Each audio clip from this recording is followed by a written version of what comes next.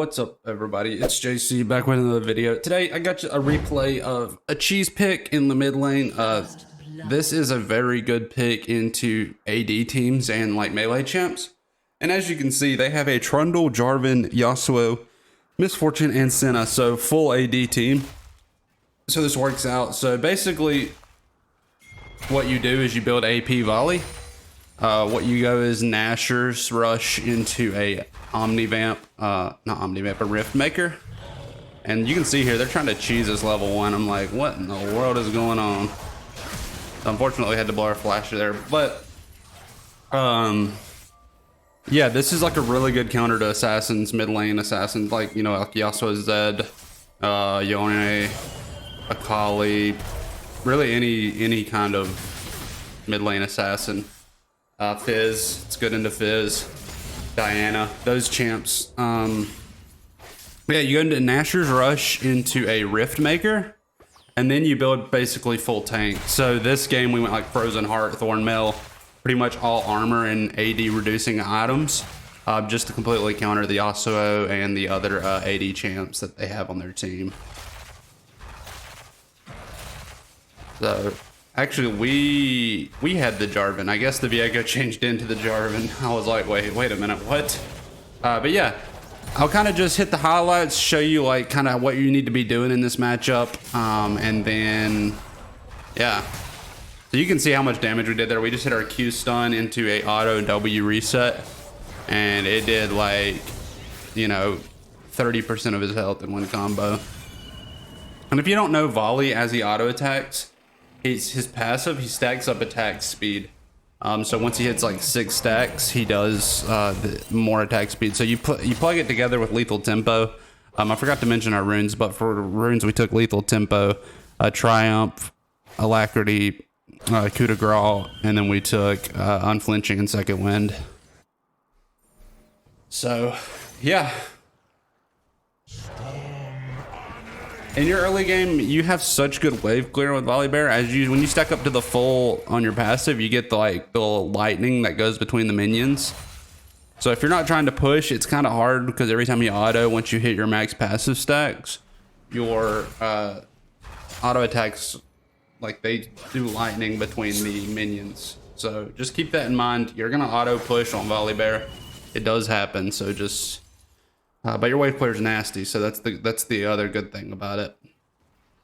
And another thing I forgot to mention is when you have your lightning up, it's really good against bone plating champs. This Viego's kind of trolling; he didn't even use his W. But it's really good against bone plating champs. Your lightning, your passive lightning, because you can kind of just auto the minions, and the lightning will spread to them and pop their bone plating. So it's kind of a direct counter to bone plating. Just keep that in mind. And it's another, and most of these assassins and things of that nature use it. So it's just good to have. So here we at level 6. This is your biggest power spike, really. Once you hit level 6, you can completely, you know, just destroy these melee champs, especially Yasuo's and Zeds and things of that nature, Yones. What it basically does is it makes you have this big shockwave. You jump up in the air and you come down, and if you come down near a turret, it disables the turret for 3 seconds. So you can tower dive and not take any damage. And it also does a big chunk of damage on the enemy if they're underneath you when you land. So this is a big power spike. It is on a pretty high cooldown, so make sure you use it sparingly. But it is a very good ability. So here our Yasuo is missing. We're just gonna try and get some blading. That's my thought process here. I'm like, there's not much we can do. Roams aren't that good Team XQ, but Yasuo is coming in and he's like, I'm ready to fight because it's a Yasuo. So this shows you want to throw your E down while you're standing in it. He even ignites us here. He even hits his R and everything. We R him, it does a huge chunk of damage. We're able to get him with our ignite, and then we're like, we have to fight this Senna. So we throw our E on top of her. Massive chunks. And we're able to pick up the double kill. If you don't hit your E on this build, at least on yourself, or, you know, you don't have to hit it on both of you, but you've got to hit it one way or the other or you will get killed. So right there, Senna would have probably beat us if we didn't hit our E on her. So, but yeah, that gives us an early lead. And if you get an early lead on Volibear, it's kind of over, especially against a team comp like theirs. You do fall off late, but that's the goal of the game, is to not let it get to the late game. So here we go ahead and get working on our Nashers. We go ahead and pick up our plated steel caps. As you can see, against this team, plated steel caps are invaluable. Very good pick. And then we're going straight into our Nashers. We got the recurve bow. So here we're just kind of like wanting the Yasuo to go in. We know we can beat him, and we also see that our Jarvan's hovering, so we're kind of just playing way more aggressive than I normally would like to. We hit the E on ourselves. The Jarvan does come in for the gank. We probably could have died there because we didn't hit the E on him. We hit the E on ourselves, but Jarvan was there to help us out. So it gives a Volibear a 3-0 lead over the Yasuo, which Yasuo, again, does outscale you. But you don't give him time to scale. That's the whole purpose of this pick, is to snowball and end the game before 20 minutes, 25 minutes. Yasuo is playing super aggressive. I don't know why he's doing that. We pop his bone plating with our passive lightning. If he goes in, he's just dead here. He doesn't really understand that, it doesn't look like. So we go ahead and get our E down, get it on us, chunk him for half his health. Not sure why he's continuing to go in here. He doesn't win. So we just let the ignite finish him off. He even flashes, so good for us. Once you stack up your passive, especially with lethal tempo, it's just kind of difficult for them to do much. Gives you like double the attack speed. It's like 2 lethal tempos almost. You're like running double lethal tempo when you pick Volibear. I think our Yasuo has given up at this point. He keeps going away from lane. He's trying to perma roam to try and get a lead somewhere else. It looks like we were able to get 3 bladings right there.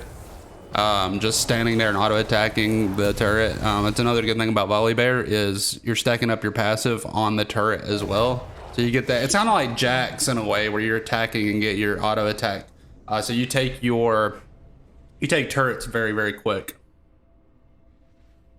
And here we do have our Nashers now. So we have our Nashers and our plated steel caps pre 13 minutes. Not bad.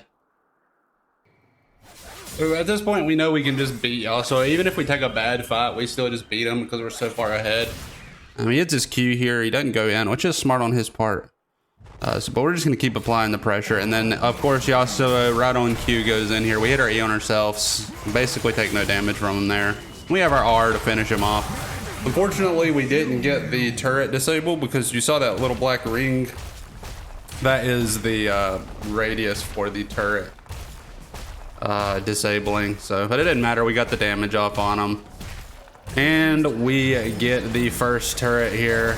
And Viego is very stupid if he decides to fight that, and he did. So we just ignite him and just auto attack him down with our W reset and beat him.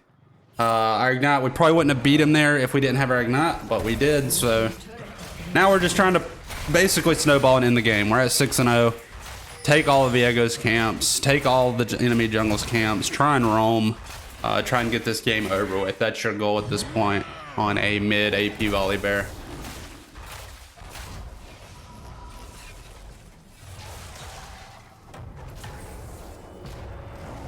I was clenching my butt cheeks a little bit right there. The Viego didn't have it warded. We stole his red, and then he just runs by us, and I was like, oh Lord, he's gonna have this warded. And he could have killed us from that health 100%. We didn't have our R either, so it's a good thing that didn't happen. We've already got our Leeching Leer and Blasting Wand, so we're really, excuse me, we're really close to our Rift Maker at this point. And the reason for Rift Maker is on your lightning. Your auto attacks, your lightning, all your abilities, you get the Omnivamp healing. So it's really good. You're healing a lot and you're doing true damage. Here we were trying to roam a little bit and it wasn't working out. So I was gonna head back up to the mid lane, try and stop the Yasuo. But I see the Viego goes in here on our Karma. So we go down to help this out. We're able to do a huge chunk of damage. Varus does a lot of damage right there with his Q. But we use our R and Senna flashes, so that's always worth a little bit of a tip. I'm sure you guys already know this and are well versed in this area, but anytime you can trade your R for their flash, it's worth it. On any champ, even Karthus, who has like a huge ult, like timer. Especially in the laning phase. Maybe not so much late game because one flash is not that big of a deal when a Karthus ult's massive. But anytime, especially in the laning phase, you can get someone's flash for your R, it's totally worth it. Just keep that in mind. Also, little pro tip, the Viego took PTA. Don't take PTA on Viego. Take Conqueror. Just take Conqueror. And if you really want something different, take Lethal Tempo. Just take Conqueror. Like, don't be edgy. Don't try and, you know, be innovative. Just take Conqueror. So Viego is going all in here again. So we are just team fighting. We take him out. The Misfortune there hit a really good ult, and it slowed us to where we couldn't get out of it. So you got to beware of things like that. CC is Volibear's biggest enemy, so just understand that. If you are playing against a team full of CC and range champs, do not pick this. Just do not pick this. I'm just telling you, I've done it, and I went like 0 and 10. So you can get kited easily and get rooted with perma CC. Don't do it. Just don't. Trust me. So Senna kind of trolls there. She tries to hit the plant to run. We just jump on her, hit her with our Q stun, auto W reset, and she's just down for the count. Here we've got our R. I'll let my team know this. We just get out of the Misfortune R. If our team will go in here, we can actually just dive because we got the R. So here you can see we disable the turret. We're able to get in and take out the Misfortune before the turret even comes back online. That's why Volibear's R is one of the strongest in the game, especially in solo diving. It not much compares to it, to be completely honest with you. Red team's inhibitor has been destroyed. So there's like a split push going on here. I don't really understand what the play is. It's got Yasuo and Trundle up in our top trying to shove in our base. We're shoving in their bottom part of their base. So we just got to go over here and stop the Trundle and Yasuo push. We're able to take out the Trundle and the Yasuo there with the help of Jarvan and Olaf. So good there. Yeah. It's just a matter of time. We don't want to let this game go past like 30-35 minutes, or we're just going to become a target, just a meat shield.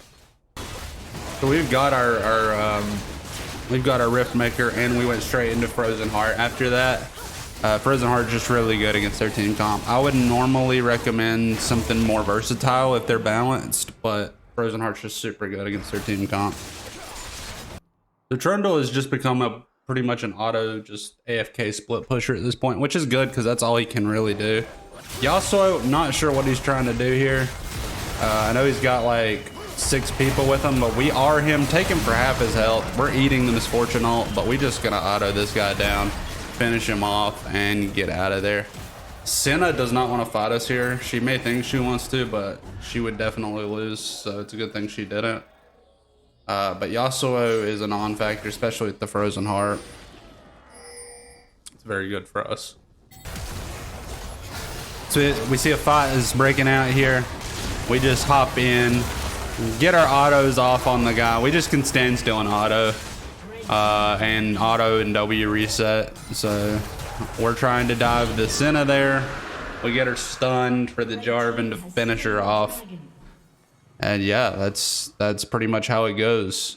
Your Q stun is so good, especially against champs that try and kite you out. That's your one counter to like mages and stuff that try and kite you, is if you can get them with a Q stun and lock them down for a second, you pretty much just can kill them however you would like to.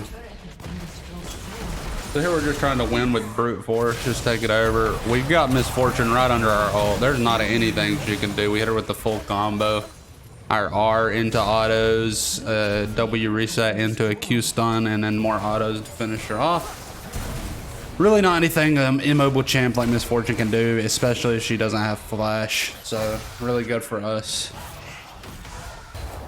So we're chasing down this Yasuo, and Karma's able to finish it off here, but I just want to show you we are in here and we get 2 flashes. They're so scared of us. That's the funny thing. As soon as you see that with Volibear, as soon as you see that R go off, everybody just panics. They don't know what to do. It's freaking hilarious, especially when you're this fed. I don't know what Trundle's thought process is there, but this is pretty much GG's at this point. We made it to our Thorn Mail. I don't know what we would have got next, honestly, but I don't really know. But we take out the Viego here at the end of the game off. And then, yeah, we had Riftmaker, Nashers, Frozen Heart, Thorn Mail. Probably would have gone for more armor or something. Maybe like a, I don't even know, like a Gargoyles or something super tanky. But yeah, that's the Volibear build. I'll show you the damage charts now. And yeah, if you guys enjoyed, make sure you like, comment, subscribe. Again, play this against melee champs, AD mid laners, assassins. It's very good. And we'll see you in the next one. Peace out, everybody.